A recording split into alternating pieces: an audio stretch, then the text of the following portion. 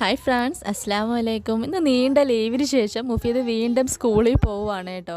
2 ആഴ്ചയായി ആൾ സ്കൂളിൽ പോവാതെ നിൽക്കാൻ തുടങ്ങിയിട്ട്.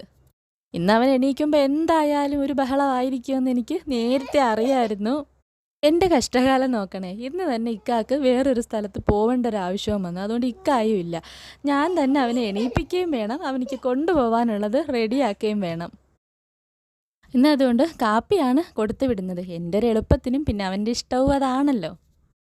സ്നാക്സിനാണെങ്കിൽ കടലക്കറിക്ക് വേണ്ടിയിട്ട് പുഴുങ്ങിയ കടലയും തണ്ണിമത്തനുമാണ് എടുത്തു വെച്ചത്. പിന്നെ ദോശയും കടലക്കറിയുമാണ് ഉച്ചക്കത്തേക്ക്. ഞാനാണെങ്കിൽ എണീറ്റപ്പോഴും താമസിച്ചു. പിന്നെ മൊത്തത്തിലൊരു ഒരു ഒരു ഓടടാ ഓട്ടമായിരുന്നു.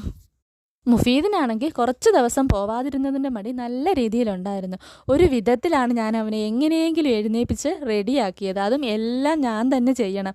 ഉമ്മ ചെയ്തു കൊടുക്കാമെന്ന് പറഞ്ഞിട്ട് പോലും അവനിക്ക് ഒരു രക്ഷയുമില്ല. ഞാൻ തന്നെ ചെയ്താൽ മതി എന്നാണ്. പിന്നെ എങ്ങനെയെങ്കിലുമൊക്കെ റെഡിയാക്കി വണ്ടി വരുന്നതിന് മുമ്പ് ഞാൻ ഇറങ്ങിയപ്പോഴാണ് ഇക്ക വരുന്നത്.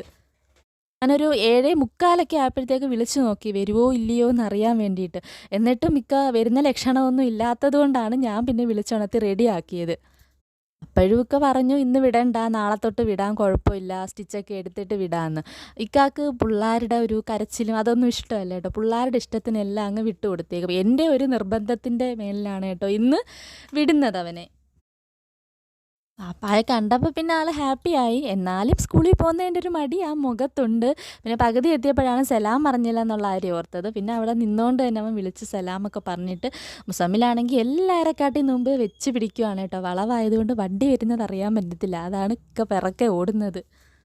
കുറച്ച് ദിവസം ചെല്ലാത്തത് കൊണ്ട് ഇനി വണ്ടി നിർത്തുവോ ഇല്ലയോ, ചിലപ്പോൾ കാത്തു നിൽക്കുമോ എന്നൊക്കെയുള്ളൊരു ടെൻഷൻ ഉണ്ടായിരുന്നു കേട്ടോ. അതാണ് കുറച്ച് നേരത്തെ ഇറങ്ങിയത്. അപ്പോൾ വണ്ടിയിൽ അങ്ങ് വരുന്നത് കണ്ടപ്പോൾ അവൻ ഞങ്ങൾക്ക് എല്ലാവർക്കും ഉമ്മയൊക്കെ തന്നിട്ട് കയറി പോവുകയാണ്. ആളൊരു പാവമാണ് കേട്ടോ, വെറും പാവമാണ്. പിന്നെ ഇച്ചിരി വികൃതി കൂടുതലുണ്ടെന്നേ ഉള്ളൂ. സമയത്ത് നമുക്ക് നല്ല രീതിയിൽ ദേഷ്യം വരും, അത്രയേ ഉള്ളൂ. പിന്നെ അവനെ വണ്ടിയിൽ കയറ്റി വിട്ടിട്ട് ഞങ്ങൾ നേരെ വീട്ടിലോട്ട് വന്നു. അപ്പോൾ ഇന്നത്തെ വീഡിയോസ് ഇത്രയേ ഉള്ളൂ. ഇഷ്ടമാവുകയാണെങ്കിൽ സബ്സ്ക്രൈബ് ചെയ്യണേ.